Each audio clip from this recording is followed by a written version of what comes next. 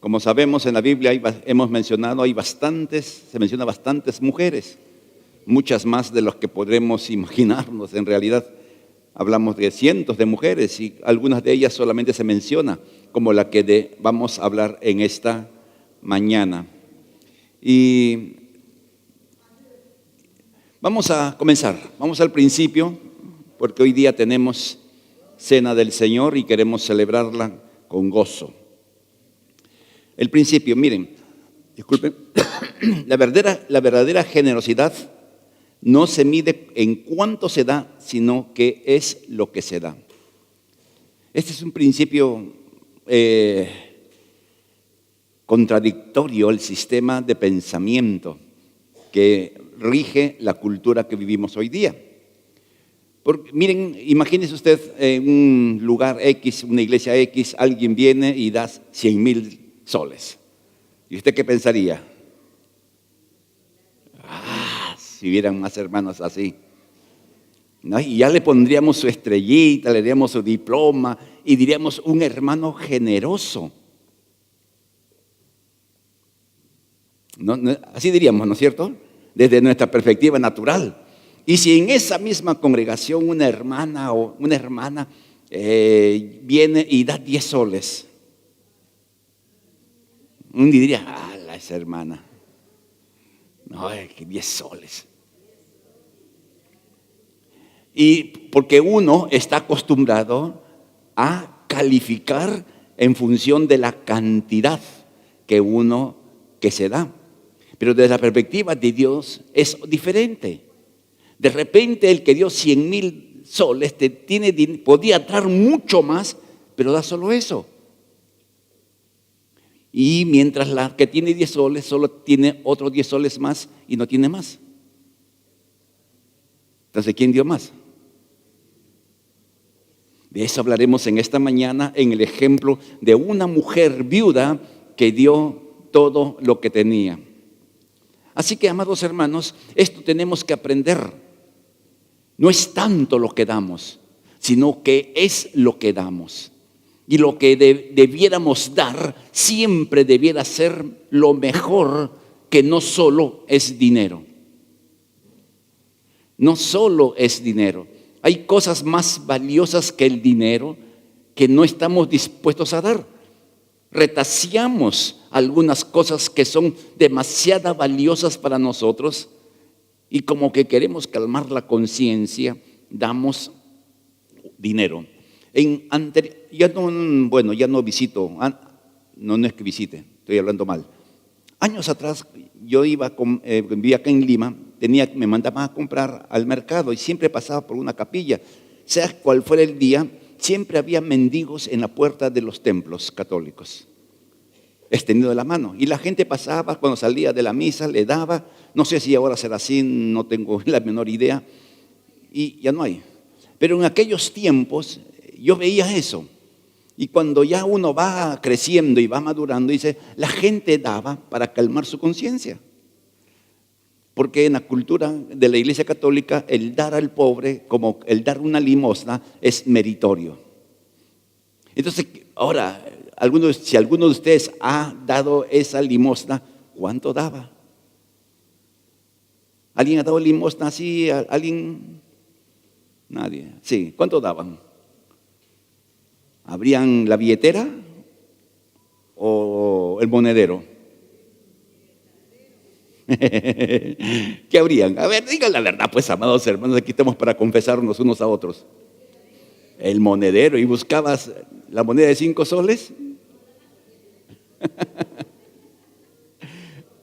Por eso lo que importa no es cuánto damos, sino qué es lo que damos. Ahora, para entender esta historia de la viuda que dio todo lo que tenía, tenemos que conocer un poquito el trasfondo para aplicarlo en este tiempo. Avancemos y veamos. En términos generales, la Biblia muestra a las viudas en situaciones críticas. En la Biblia, miren, es interesante esto que vamos a ver, pero en la Biblia se muestra a muchas mujeres viudas con problemas, con dificultades. Por ejemplo, la viuda que perdió su marido y le dejó deudas. Imagínese una dama casada y su esposo, estudiante de profeta, un alumno del profeta. Se muere el marido y le deja una suma increíble de deuda económica. Y aquellos años las deudas no terminaban cuando moría el deudor. La familia tenía que pagar la deuda en aquellos años. Hoy no. Si usted tiene una deuda muy grande y se muere, se acabó. O sea, usted calcule más o menos cuánta vida va a tener y hace su préstamo. No, es una broma. Entonces, miren, era muy difícil la situación de las viudas en aquellos tiempos, ¿no? La esperanza de una viuda que era quién lo iba a sostener. Y según la ley, era el hijo. Era el hijo quien debía sostener a su madre si fuera esta viuda. Entonces, miren, qué interesante. O sea, la mamá dependía del hijo. Esa era una pauta escrita en la ley. La ley tenía que sostenerlo. Y veremos que esto no solamente es por aquellos tiempos, también para nuestros tiempos es una responsabilidad. Pero miren el interés de Dios de escribir una ley específica para las viudas, para que sean atendidas, que no sean descuidadas en su manutención cotidiana. Y es interesante que hayan 3 milagros poderosos de resurrección de hijos de viudas. 3 milagros de resurrección de hijas de viudas. 2 en el Antiguo Testamento y 1 en el Nuevo Testamento. Por algo será. Nuevamente, el interés de nuestro Dios en tratar de ayudar a las mujeres viudas. Y esta es una situación complicada, no solamente en aquellos tiempos. El problema de la viudez no tiene que ver solo con el sostén económico, que es fundamental, por cierto. El problema de la viudez, tanto sea de los hombres como de las mujeres, es el espíritu de soledad. Porque vaya a saber que haya vivido uno con un esposo, con una esposa, y con todos los líos y todas las broncas que hay en toda familia, de un momento a otro, quedarse sin el compañero o sin la compañera es muy complicado. El mayor problema de los que pierden a su cónyuge es el sentido de soledad.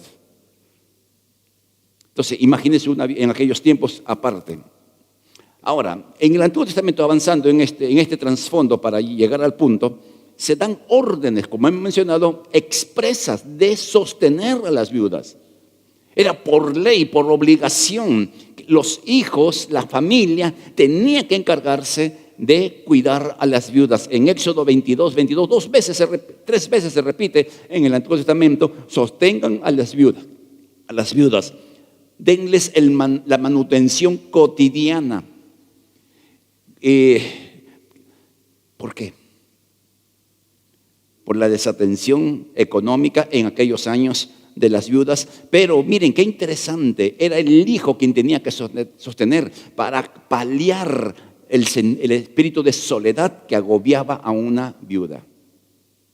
Tenía al hijo varón que de una u otra manera podía suplir, totalmente no, ese sentido de soledad que había en la mujer que había perdido a su marido.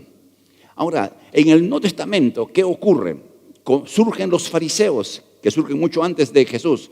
Surgen los fariseos como un grupo religioso muy, que se dice, rígido, legalista, guardaba la ley al extremo.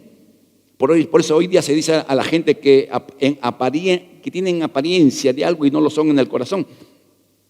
Estos eran así. Y miren qué hacían.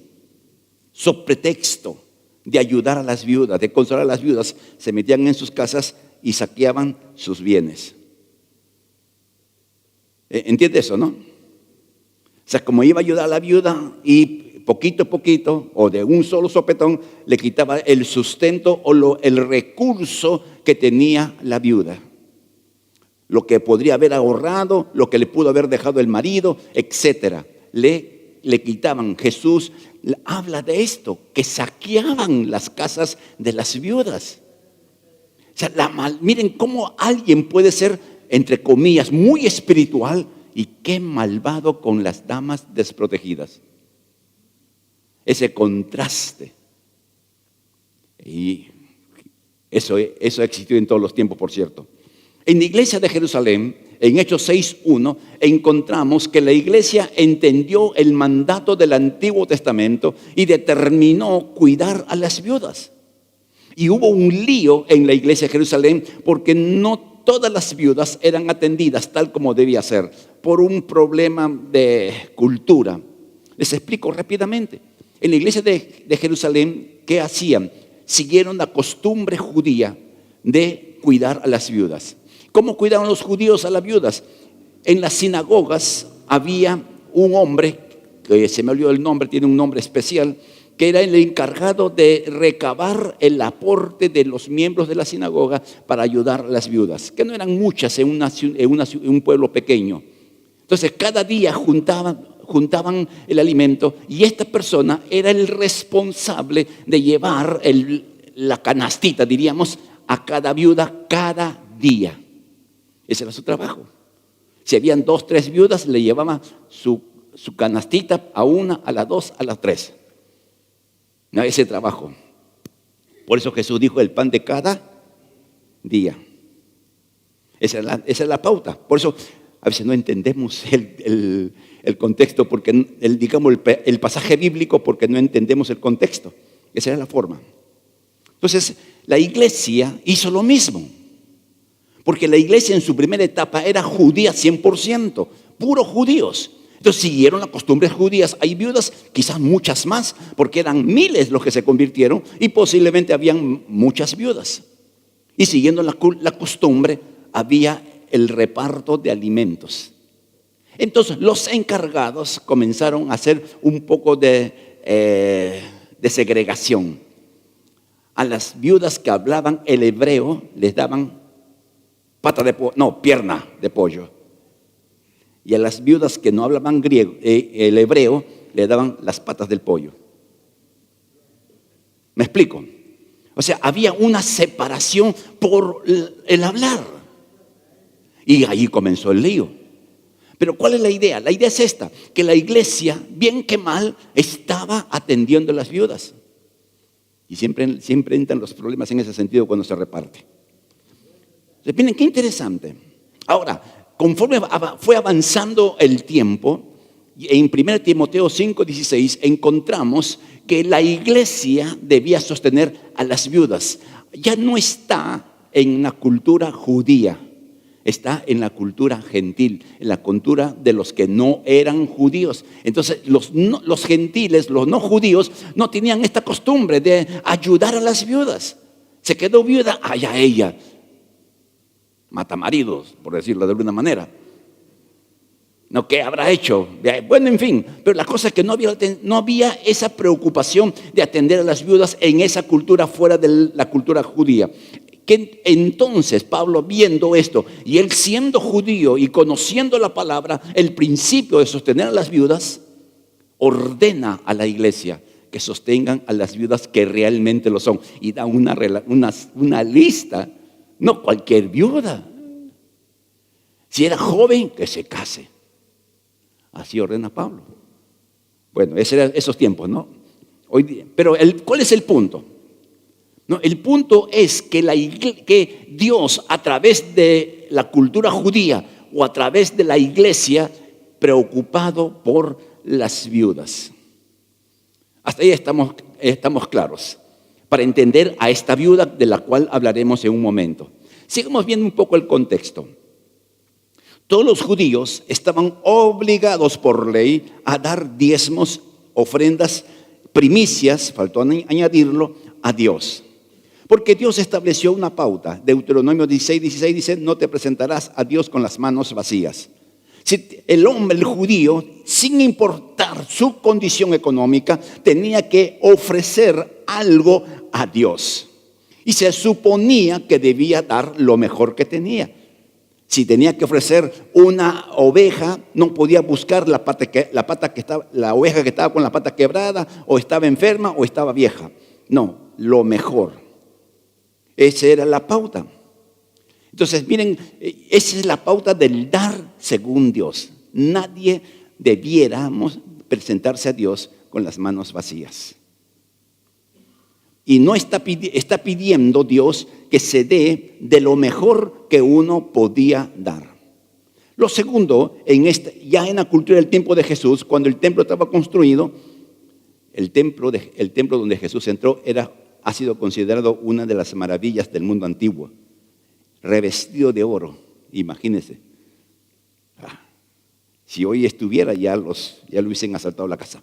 Pero miren, y estaba dividido en partes. Había una parte, un patio muy grande, que se llamaba el patio de los gentiles, donde podían ingresar aún los no judíos, pero había una división. Luego venía el patio de las mujeres, donde podían entrar mujeres y hombres, hasta allí podían entrar.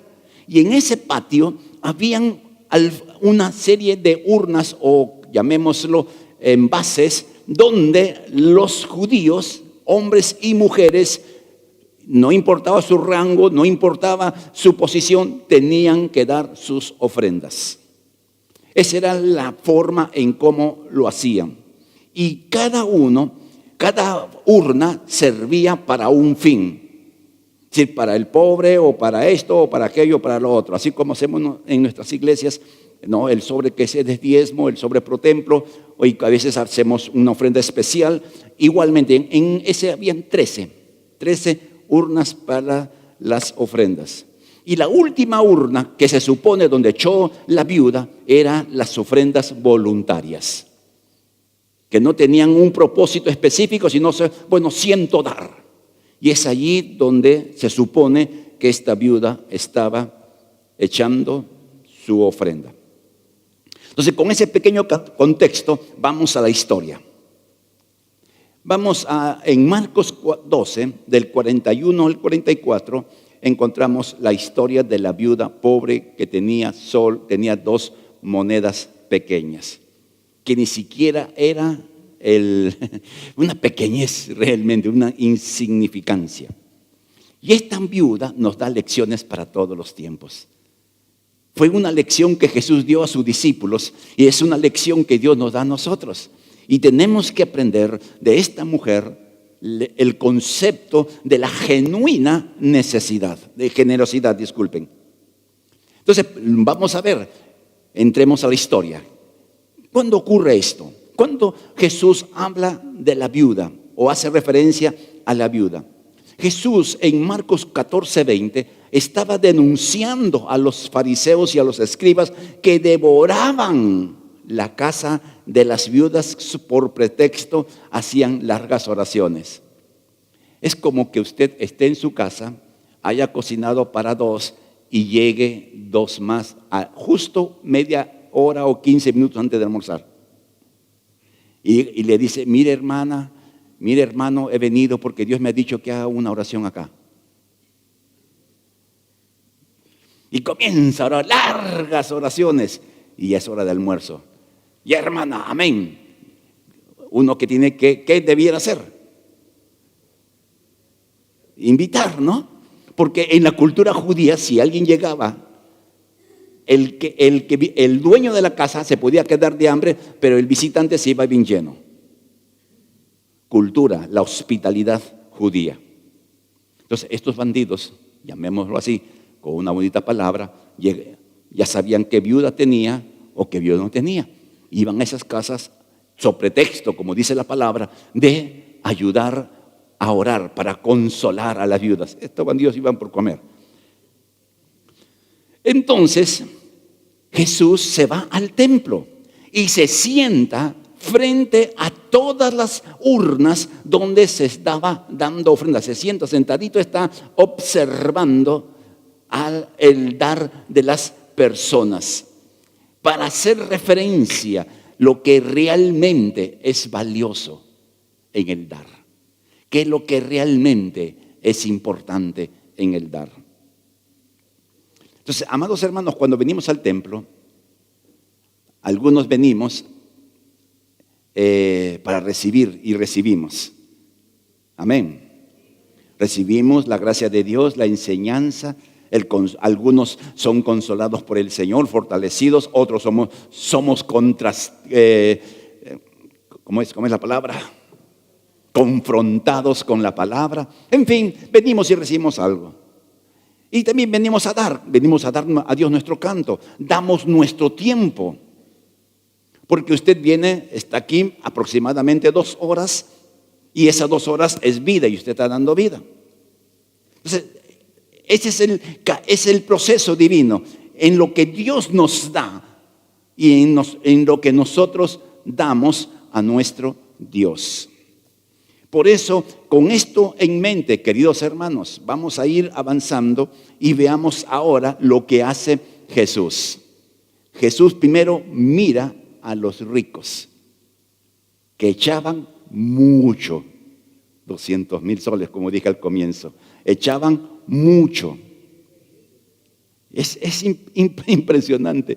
Yo me imagino que los ricos cuando echaban, pues hacían el alarde de lo que daban. No, mostraban que eran supuestamente generosos. Y Dios está mirando. Y está mirando y no dice nada. ¿Por qué? Porque 1 Samuel 16:7, ¿recuerdan ustedes cuando estuvo Samuel delante del primer hijo de Isaí? Un hombre alto, bien presentado, buen mozo, como los de la IBE Callao. Amén.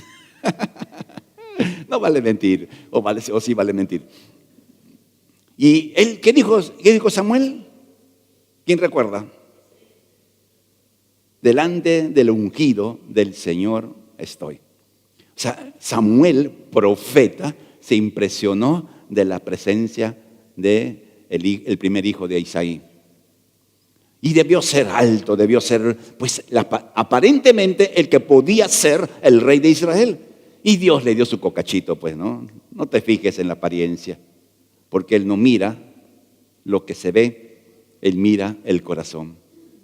Entonces, cuando Jesús está observando a los ricos que dan, no está mirando la mano, no está mirando la cantidad que está dando, está mirando el corazón con que ellos dan. Entonces, miren qué interesante. Cuando venimos a la iglesia, en lo que demos, Dios no está mirando la cantidad, sino la actitud del corazón con que lo hacemos. Que eso es lo que le da calidad, lo que le da valor, lo que le da peso a lo que le damos al Señor. Sigamos avanzando, por favor.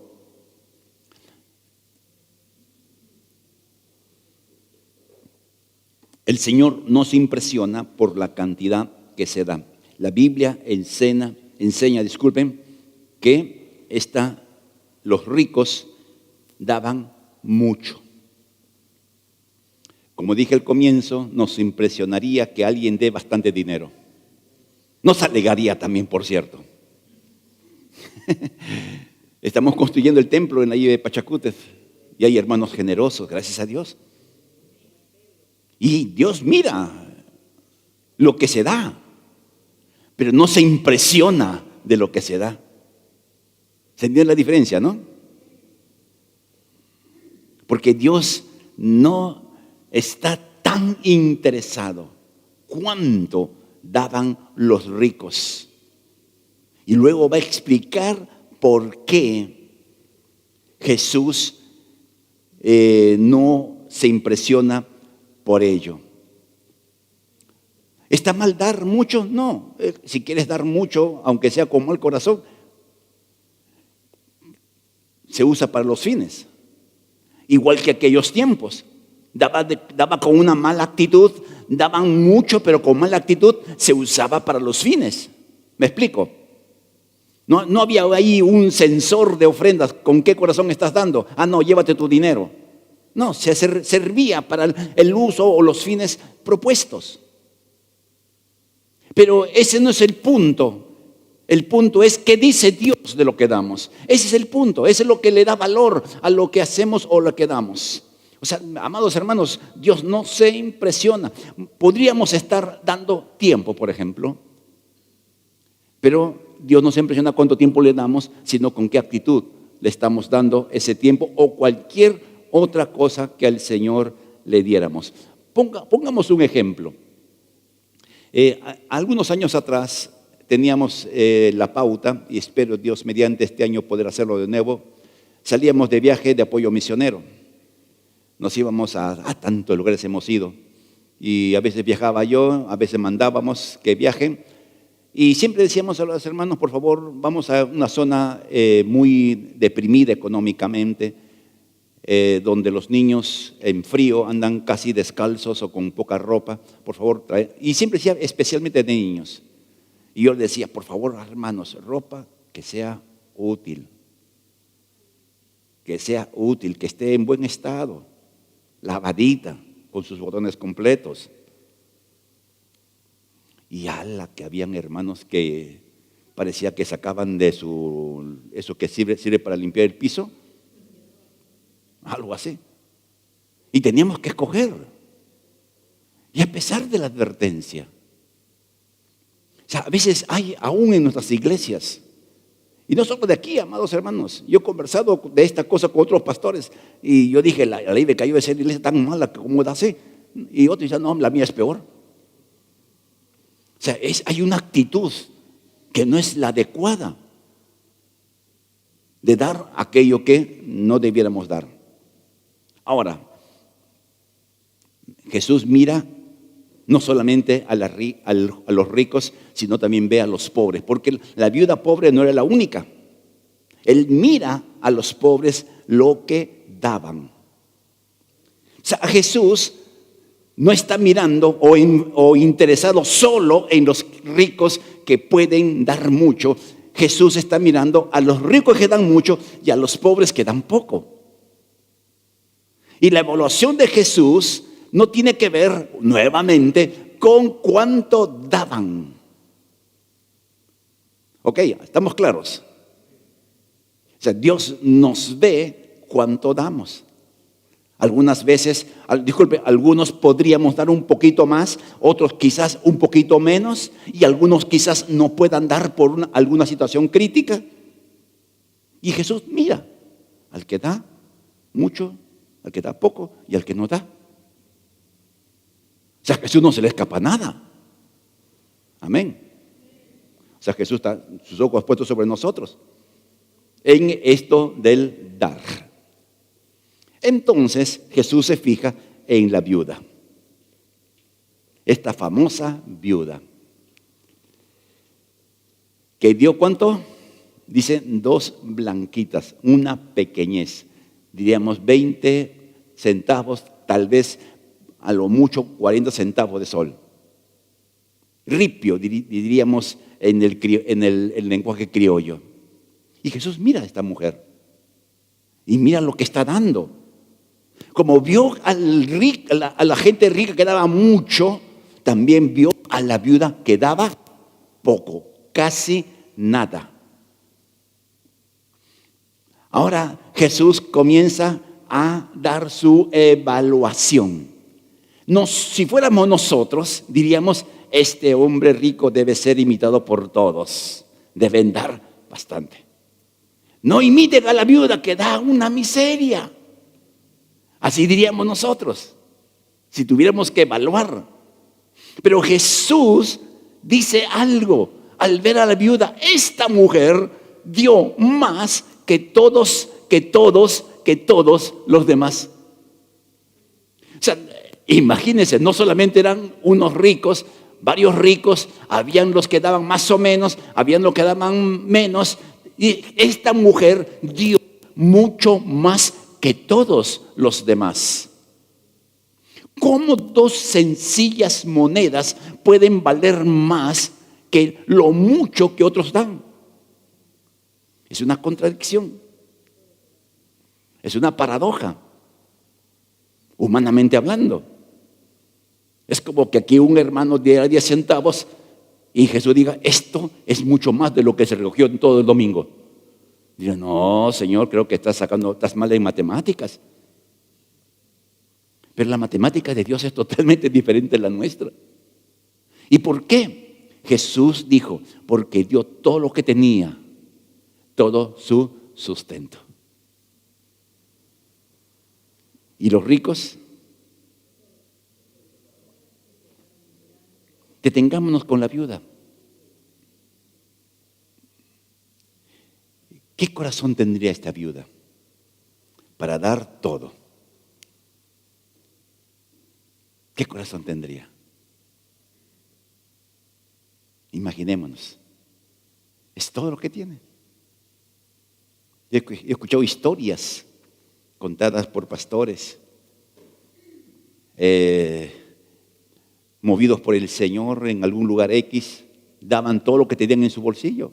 Dios lo movía y lo daban. Y se quedaban, pues, ¿y ahora cómo vuelvo? Y siempre Dios de alguna u otra manera proveía para que retornen de donde iban. Pero el punto es, ¿qué cosa era lo que esta mujer dio? Su vida, su sustento. Como veremos un poquito más adelante, para casi ya al final. Preguntémonos, ¿qué eran los ricos? Según Jesús. Oiga, dar 200,000 soles de lo que le sobra.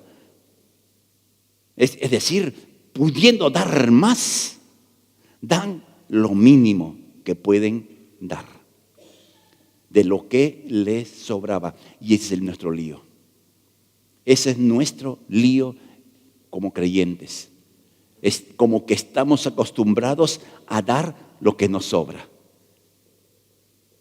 Tengo tiempo, voy a la iglesia. Tengo tiempo, leo la Biblia. Tengo tiempo, hago mi TCP. Tengo tiempo, voy a salir a la calle con mis hijos. Tengo tiempo, voy a conversar con mi cónyuge. ¿Estamos acá? ¿Están serios? Sonrían, amados hermanos, que ustedes no son así. El segundo y el tercer culto seguramente. Porque a veces pensamos que solo es dinero, ¿no? Y que solo tiene que ver con la iglesia. Tiene que ver con nuestra vida en nuestras casas, con nuestra honradez en el trabajo. Tiene que ver con todo. Con todo tiene que ver. Entonces, amados hermanos, ¿qué es lo que estamos dando? ¿Qué es lo que usted o yo estamos dando? ¿Cuál es una de las respuestas más típicas cuando se invita como pastores o los servidores en sus ministerios piden apoyo para hacer algo? ¿Cuál es la respuesta más típica que escuchamos? No tengo tiempo. ¿Cuál es la respuesta más común que escuchamos? Que hagan su TCP, hermano.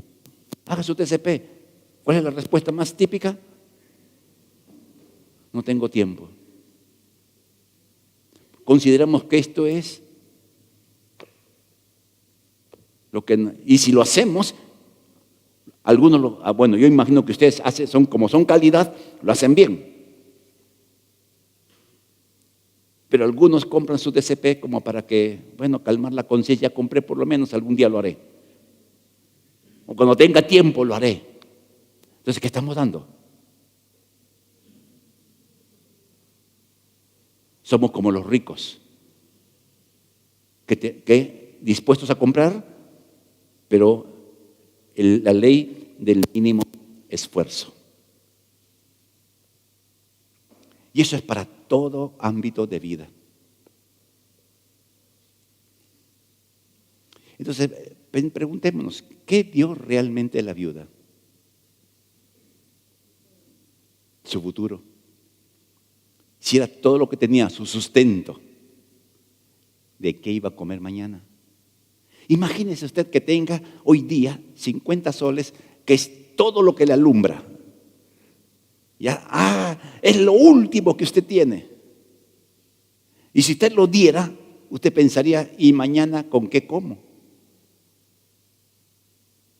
O sea, ¿qué estaba dando la viuda?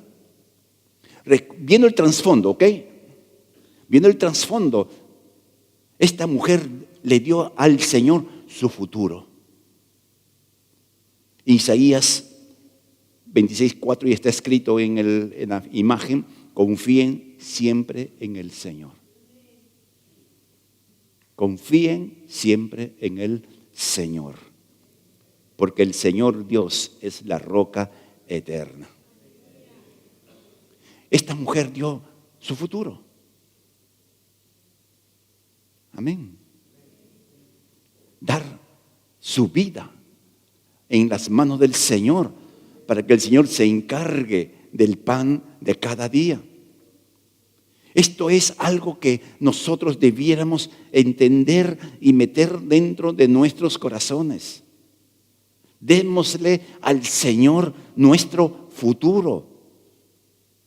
Digámosle: Señor, toma todo lo que soy y todo lo que tengo, y tú encárgate de mi vida. Porque usted y yo podríamos ser buenos administradores, suponemos. ¿Cuántos de nosotros hemos hecho planes que no han funcionado?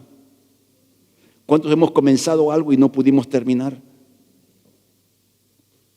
¿Y qué pasó? No es que usted era bueno administrando, calculando y todo lo demás, porque tal vez hemos querido hacer las cosas conforme nuestra sabiduría natural. Cuando le entregamos al Señor nuestras vidas, le estamos permitiendo que Él nos hable, nos enseñe, nos muestre, nos indique qué es lo que debiéramos hacer. Entregarle el futuro es confiar en Él. Supongamos, queridos hermanos, que Dios le diga a alguno de ustedes: te necesito para que sirvas en la iglesia. Si usted es como, usted no de otro culto, de otra iglesia, ¿no?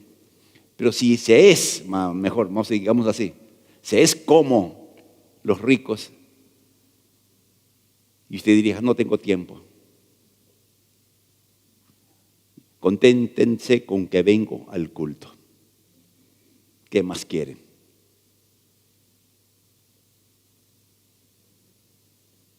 Esto suena feo, ¿no?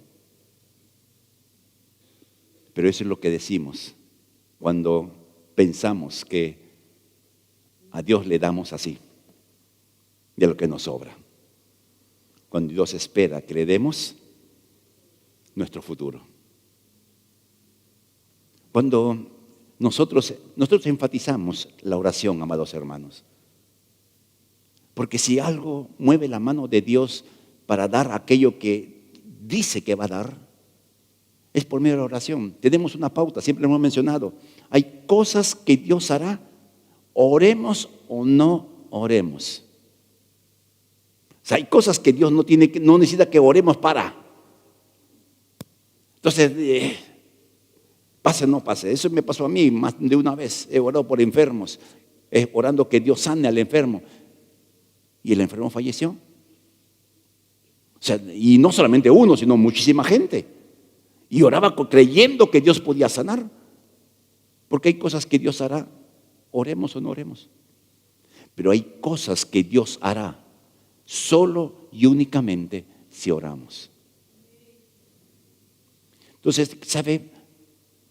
Perdemos más no orando que orando.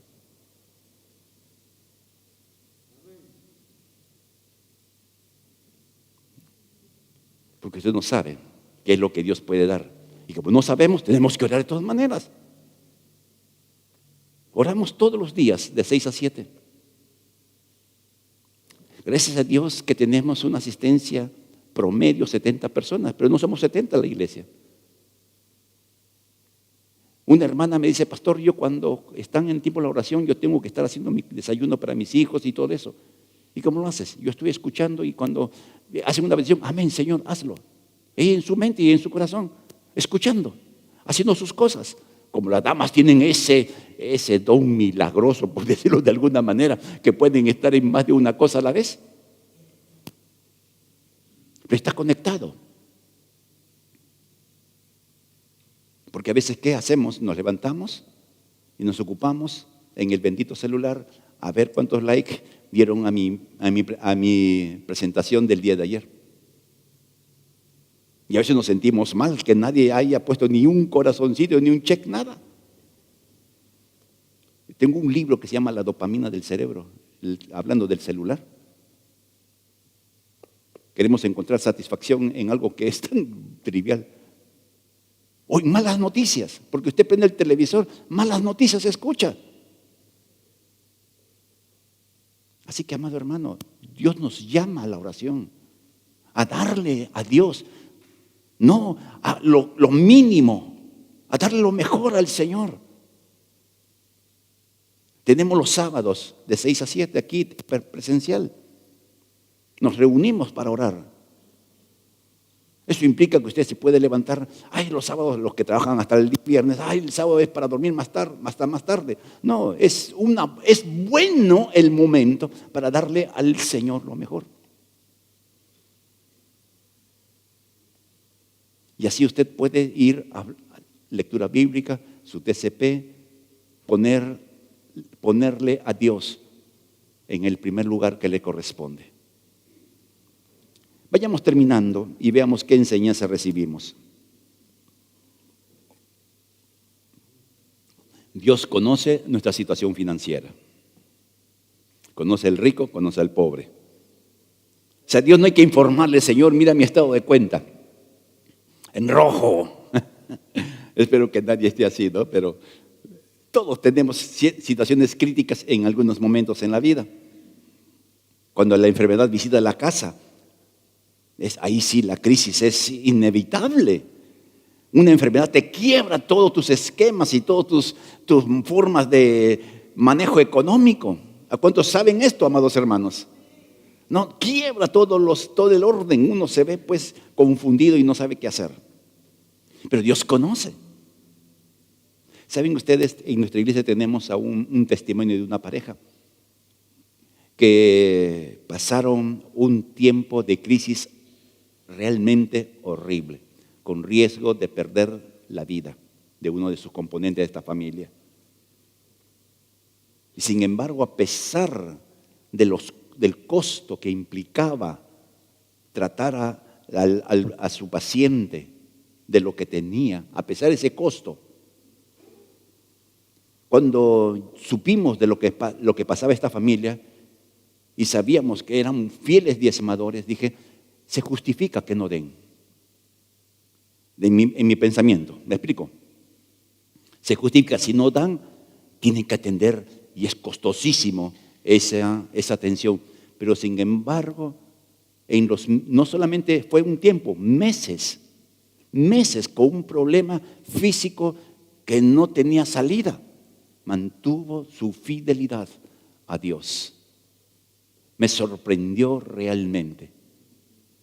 No son pobres, tampoco son de gente de mucho tener, pero eran personas fieles. Para mí fueron un ejemplo de vida. Por eso Dios conoce tu situación, amado hermano. Y Dios no va a pedir más de lo que podamos dar. Dios no te va a decir, dame 5 horas al día, cuando tú tienes que trabajar, tienes que atender a tus hijos o tienes que estudiar, qué sé yo. Dios te va a pedir siempre lo que tú puedes dar, no lo que quieres dar. Esa es la gran diferencia que nosotros debiéramos marcar. Yo quiero dar media hora, pero podemos dar más, porque sí tenemos tiempo para hacerlo. Conoce nuestra situación financiera, conoce nuestra situación cotidiana de vida. Él conoce, no le podemos engañar, amado hermano. Entre nosotros nos engañamos facilito. ¿Cómo estás, hermano? Aguja, dicen, ¿no? Tuki, tuki, lulú, dicen en Colombia, según me dijeron. La segunda cosa, Dios conoce el corazón con que damos. A Él no le podemos engañar. Él sabe.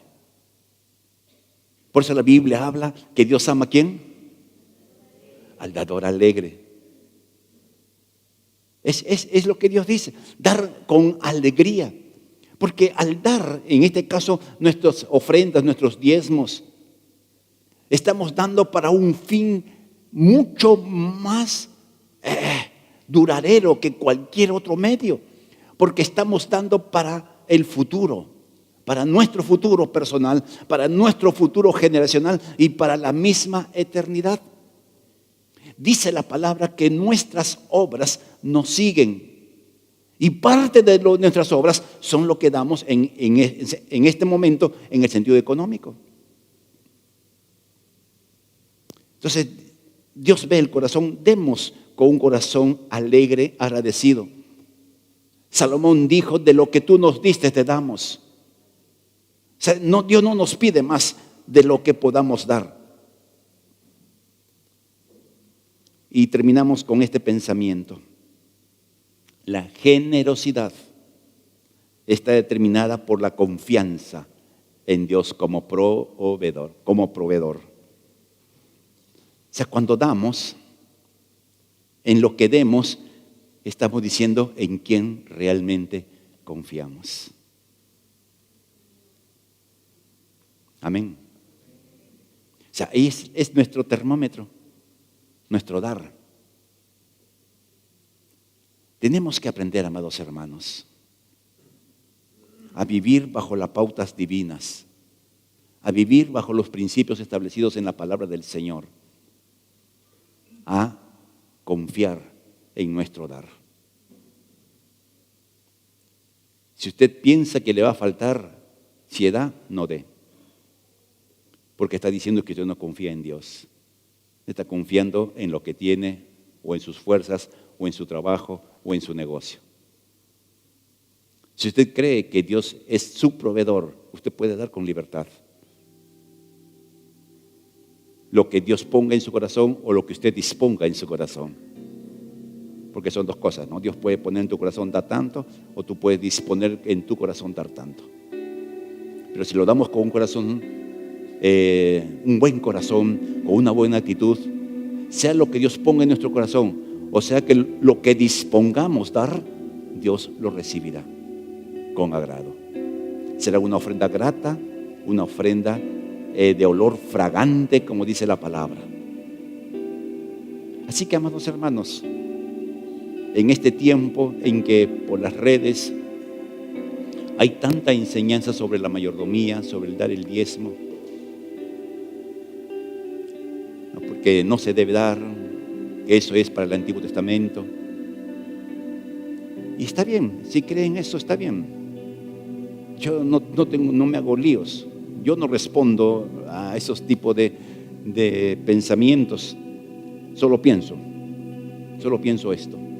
Si bajo la ley, por obligación tenía que darse el diezmo, bajo la gracia, por gratitud, es lo mínimo que deberíamos dar. Porque ya no das por imposición, ya no damos por mandato, damos porque estamos agradecidos a Dios por lo que Él ha hecho. Entonces, quienes nos hemos acostumbrado a confiar en Dios, en nuestro dinero, darle ofrendas, darle nuestros diezmos, estamos entregándole el futuro al Señor. Yo podría contarles testimonio personal de cómo Dios responde en su tiempo y a su manera. Y no solamente tiene que ver conmigo, tiene que ver con mis generaciones, mis 3 hijos, que han recibido y siguen recibiendo la herencia de una siembra hecha en esta área que a tantos nos dificulta trabajar. Puestos en pie, por favor, vamos orando.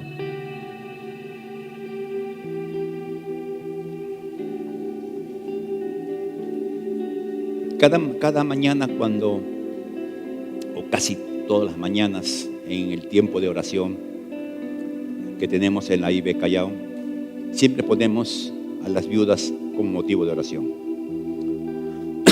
Disculpe, porque tenemos algunas viudas en nuestra casa, mayores, que conocemos, ¿no? De repente hay más damas viudas que no sabemos.